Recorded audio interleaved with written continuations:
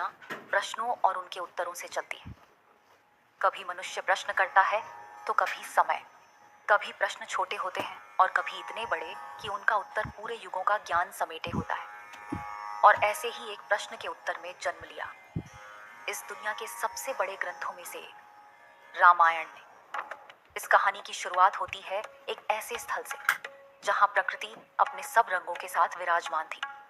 नदी के किनारे छाया से भरे वृक्षों के बीच पक्षी मधुर स्वर में गीत गा रहे थे। उसी प्रकृति के बीच एक कुटिया थी जिसमें बैठकर ऋषि वाल्मीकि अपने ध्यान में लीन, शब्द से परे मन के समुद्र में शांति की लहरों पर तैरते हुए। तभी उस मौन को तोड़ता है एक दिव्य उपस्थिति का आभास।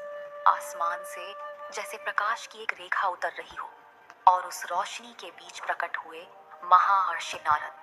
वे जो लोक लोकांतर की यात्रा करते हैं, वे जो देवों, असुरों और ऋषियों के द्वार तक जा चुके हैं, वे जो सब ज्ञान के सागर हैं लेकिन फिर भी अपने वीणा के सुरों से सदा आनंद वितरित करते हैं।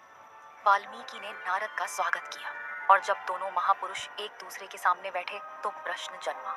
महर्षि, एक प्रश्न है मेरे मन में जो मुझे व्याकुल कर रहा है।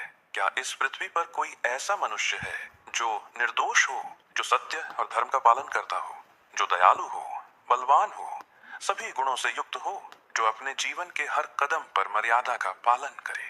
कुछ पल के लिए नारद मुस्कुराए, जैसे उनके मन में युगों पुरानी यादें लौट आई हों, और फिर उन्होंने बस एक नाम लिया। राम, दशरथ पुत्र राम, मर्यादा पुरुषोत्तम, जिसने धर्म के लिए अपना सब कुछ त्याग दिया, जो दया, शौर्य, सत्य और करुणा का जीवंत रूप है, जो अपने जीवन के हर मोड़ पर इस बात का प्रमाण है कि मनुष्य चाहे कितनी भी कठिन परीक्षाओं से गुजरे, अगर उसका हृदय पवित्र है तो वह सदा विजयी होता है। नारद ने राम की कहानी सुनानी शुरू की। एक ऐसी कहानी जो केवल घटनाओं का वर्णन नहीं थी, बल्कि एक ऐसा दर्पण थी जिसमें मानव जीवन के सब रंग दिखते थे। प्रेम, त्याग, दोस्ती, न्याय और धर्म। उस प्रश्न के उत्तर में एक कथा जागी। कथा काव्य